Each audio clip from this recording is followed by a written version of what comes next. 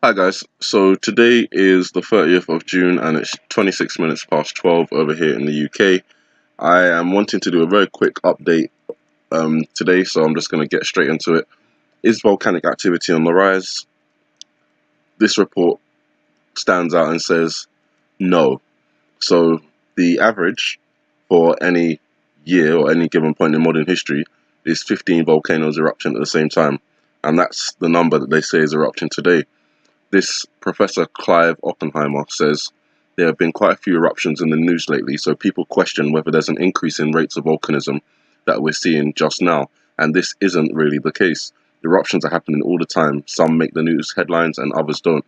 However, I want to draw a line underneath that report because if you go to the Volcano Discovery website, you'll be able to see that there's actually 37 volcanoes erupting at the moment, not 15. That's over double the amount. So where they say that 15 is a typical amount for any point in history, any given year in history, we have 37 currently erupting, which is uncommon.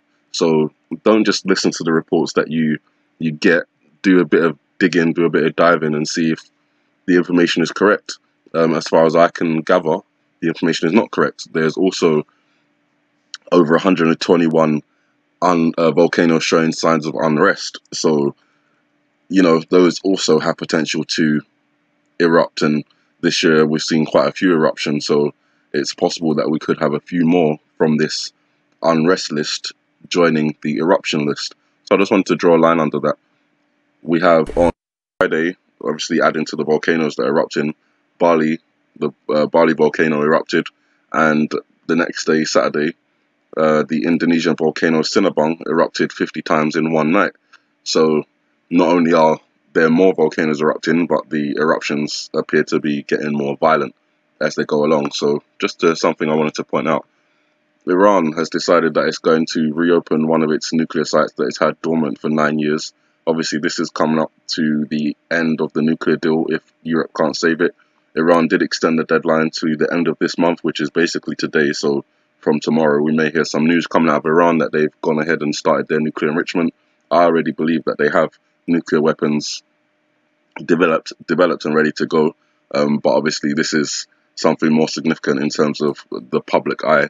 Iran has imported a huge amount of yellow cake since the nuclear deal was signed in 2015 and has also produced some domestically, according to the statement of AEOI's website. Iran restricted its enrichment of uranium ore, commonly called yellow cake, under the deal signed under the Obama administration. The move is permissible under the deal, which restricts the country from enriching weapons-grade uranium and caps the country's allowed stockpile of enriched uranium at 666 pounds. But we already know that we've got Benjamin Netanyahu saying that they lied about that. We've got the reports of them doing testing of missiles in the desert under the cover of night. So, if you're looking at it just as someone who's just getting onto this, you're kind of thinking, well, what are we to expect? But as people who have been researching this for quite a while, we know what to expect. So this isn't of any surprise to us. Then we've got a summit between Donald Trump and Putin coming up on July 16th. It's not really unusual.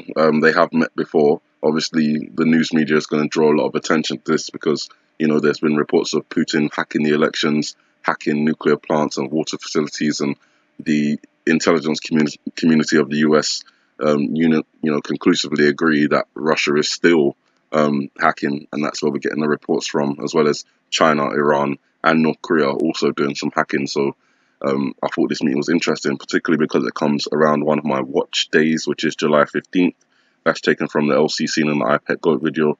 So the very next day, there's this meeting, supposed between Russia and the United States, Putin and Kim Jong-un. So we'll see what happens. And obviously, next month is a month that Donald Trump is going to be visiting NATO and also stopping in Britain for talks with Prime Minister May. I can already inform you from the British side of things, there are going to be huge protests when Donald Trump is on his way here, while he's here, and on his way back.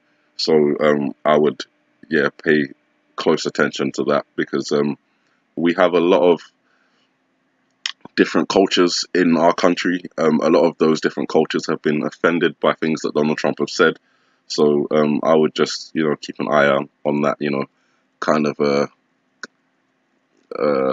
London's fallen kind of scenario. If you know about that movie, then you'll know exactly what I'm referencing. UK Prince William, sorry, another arm from the UK. He obviously, I've already reported that he visited Israel. What's interesting is he visited nearly every religious holy site in both Israel and Palestine. So we're talking, he went to the Dome of the Rock, he went to the Al-Aqsa Mosque, he went to the Temple Mount, he went to the Western Wall, he went to the Church of the Holy Sepulchre. That's as much as I've been able to find in this report, but that's quite a lot of holy sites to visit in one trip. For the first trip of a British royal, an official visit from a British royal, who's labelled as the peacemaker. I found that very interesting, so I thought I'd bring that to you guys as well, just that you know that he's visited all those different places. And then you've got a propaganda video that's been put out by Iran, and I find it interesting that all the countries that we assume will be opposing the United States have put out propaganda videos of them attacking the United States. So Russia did it with the missile attack in Florida. China's done it. I can't remember exactly what they showed. North Korea's done it, obviously showing the destruction of the US Navy, particularly the Carl Vinson. And now we've got Iran also putting out a propaganda video of a tidal wave destroying the US fleet. Isn't that one of the scenarios we've been looking at, particularly as we've got rimpac with all these naval ships on the ocean going on up until July 16th. Again, another extension to one of the watch days I've got there, July 15th. So I'm just going to play this video for you guys to have a watch. The emotionally aggravating for some of you to watch, obviously because it's showing things like the US flag burning and the destruction of the US Navy, but this is the propaganda that's been put out not just by Iran, but North Korea also had a similar propaganda video showing the US Navy being destroyed. So it's clear that the US Navy is a target. As I reported, China just hacked a whole bunch of US Navy secrets. So there's something going on with the US Navy, and because we've got so many ships on the ocean at the moment, not just with rimpac but also with NATO, I think it's something that should be watched. And you can relate that to the iPad Goat video if you're looking at the, let me just mute this. If you're looking at the Osama bin Laden scene, we've talked about the iceberg that Osama bin Laden is traveling on, resembling like a ship or an aircraft carrier, something like the Carl Vinson, which is the ship that Osama bin Laden was taken out to sea and thrown off of after they had killed him.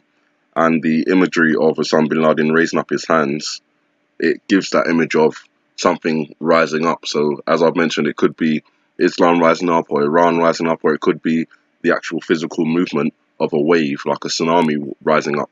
If that's the case, then it connects with their real world propaganda video, which shows the destruction of the US Navy fleet through the use of the ocean.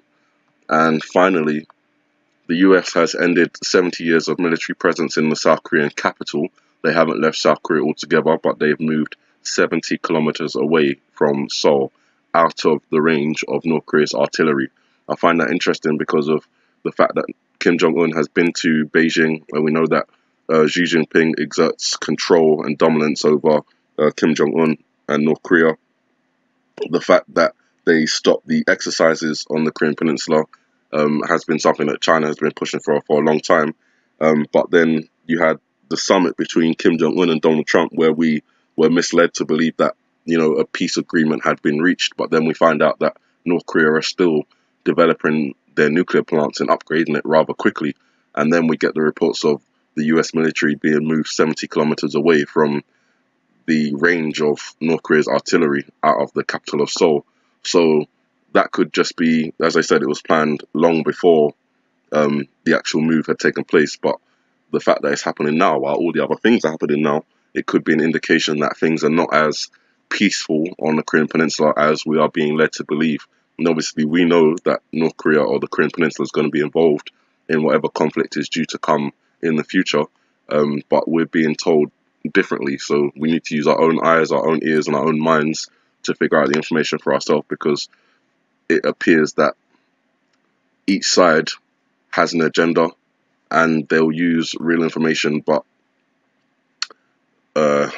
misinterpret it and just really make it what it's not supposed to be. So, you know, we have to really be on the ball with all the information that we receive, sift through it the best we can, and try not to be deceived. So, you guys have a good morning, good afternoon, good evening, and God bless.